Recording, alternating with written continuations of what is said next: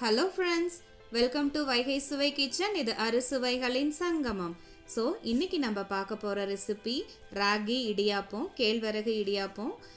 கேழ்வரகு மாவு வச்சு நம்ம எப்படி ஒரு இடியாப்பம் பண்ணலான்னு பார்க்கலாம். இது ரொம்ப சுலபமானதுங்க, ஈஸியாக செஞ்சிடலாம்.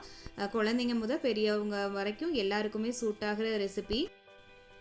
ஸோ ஃப்ரெண்ட்ஸ், நீங்கள் நம்ம சேனலுக்கு புதுசாக இருந்தீங்கன்னா மறக்காமல் சப்ஸ்கிரைப் பண்ணுங்கள், ஷேர் பண்ணுங்கள், லைக் பண்ணுங்கள், உங்களோட கமெண்ட்ஸை எங்களுக்கு தெரிவிங்க. கூடவே இருக்க பெல் ஐக்கானை கிளிக் பண்ணுங்கள். அப்போ தான் நம்ம போடுற வீடியோ உங்களுக்கு நோட்டிஃபிகேஷனில் வரும்.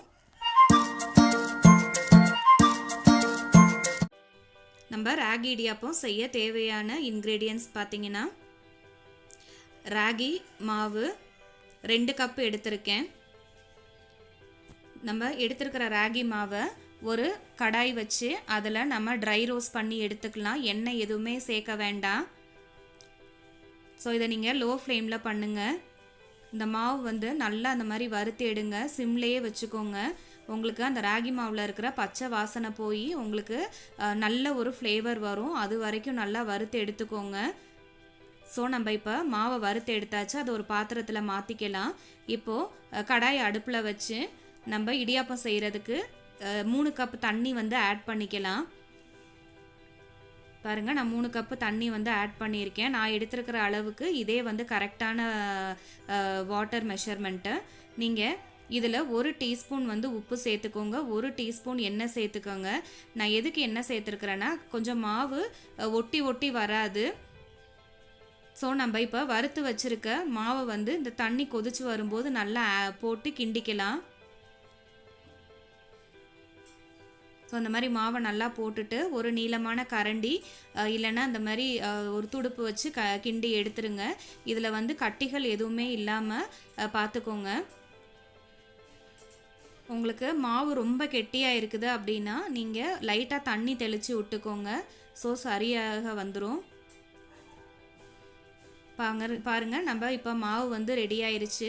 இந்த மாவை கை பொறுக்கிற சூடில் இந்த மாதிரி நல்லா பிசைஞ்சு விட்டுக்கலாம். அப்போ தான் உங்களுக்கு மாவு நல்லா சாஃப்டாக இருக்கும். ஏன்னா உங்களுக்கு ராகி மாவு வந்து நம்ம கோதுமை மாவு, அரிசி மாவு மாதிரி இருக்காது. ஸோ அதனால் இந்த மாதிரி நீங்கள் எவ்வளோக்கு எவ்வளோ பிசைஞ்சு விட்றீங்களோ அவ்வளோக்கு அவ்வளோ உங்களுக்கு சாஃப்டாக இருக்கும். இப்போ இந்த மாவு வந்து உங்கள் கையில் ஒட்டுது அப்படின்னா நீங்கள் 1 டீஸ்பூன் வந்து எண்ணெய் சேர்த்துக்கோங்க. அப்போ தான் கையில் வந்து ஒட்டாது. நம்ம இந்த பிசைஞ்சு வச்சுருக்க மாவை இந்த மாதிரி தனியாக வந்து கொஞ்சமாக எடுத்து வச்சுக்கலாம். நம்ம இந்த ராகி இடியாப்பம் செய்கிறது ரொம்ப ஈஸியானது. ஸோ நம்ம இப்போ எடுத்து வச்சுருக்கிற அந்த சின்ன போர்ஷனை நம்ம இடியாப்பாச்சில் வந்து போட்டுக்கலாம். இடியாப்பாச்சில் வேணால் எண்ணெய் தடவிக்கோங்க, நான் வந்து எண்ணெய் சேர்த்துக்கலை. இந்த மாதிரி நல்லா உருட்டி அது உள்ளே வந்து போட்டுருங்க. இப்போ பாருங்கள், நம்ம இடியாப்ப அச்சில் வந்து நல்லா பிழிஞ்சிடலாம். உங்களுக்கு ஒன்றொன்றும் எப்படி ஒட்டாமல் நல்லா உதிரியாக வருதுன்னு பாருங்கள். இது பிழியறதும் ரொம்ப ஈஸியாக இருக்கும். நீங்கள் மாவை எவ்வளோக்கு எவ்வளோ வறுக்கிறீங்களோ அவ்வளோக்கு அவ்வளோ உங்களுக்கு இடியாப்பம் நல்லா ஒட்டாமல் வரும். அதே மாதிரி இப்போ ஸ்டிக்கியாக வந்து இருக்காது உங்களுக்கு. ஸோ இதை நீங்கள் அடிக்கடி செஞ்சு பாருங்கள். இந்த ராகி இடியாப்பம் பார்த்தீங்கன்னா ஒரு 10 நிமிஷத்தில் நமக்கு வந்து ரெடி ஆயிரும். இப்போது இது மாதிரி 2-3 பேட்சஸாக வந்து செஞ்சு வச்சுக்கோங்க. இப்போது இட்லி சட்டி அடுப்பில் வச்சு அதில் வந்து நம்ம இப்போ இந்த இடியாப்பத்தை வந்து வேக வச்சு எடுத்துக்கலாம்.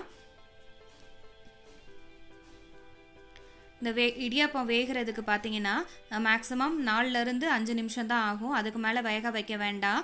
ஏன்னா அது தண்ணீர் பட்டுச்சு அப்படின்னா உங்களுக்கு ரொம்ப பிசு பிசுன்னு ஆயிரும். பாருங்கள், நம்ம இடியாப்பம் வந்து ரொம்ப அருமையாக வெந்துருச்சு.